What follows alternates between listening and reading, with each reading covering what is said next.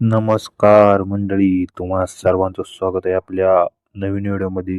तर मित्रांनो, आज पुसेगावचे मैदान आणि या मैदानामध्ये आपल्या सर्वांचा लाडका असा मथुर मित्रांनो सेमी पास होऊन फायनलसाठी मित्रांनो पात्र झालेला आहे. सुंदर अशी गाडी पळाली मथुर आणि बावऱ्याची. त्यानंतर मित्रांनो समालोचक काय म्हणले पहा तुम्ही पुढे. राहुल दादांबद्दल आणि मथुरबद्दल मित्रांनो समालोचक नक्की काय म्हणाले पहा. बाजी मारली ज्या बैलानं हे बैलगाडी शर्यत क्षेत्र अजरामर केलं असा साज फळाला मालक सुद्धा तसा दिलदार मनात हा चोळूस ओळखून जातो बैलावरती प्रेम किती आहे.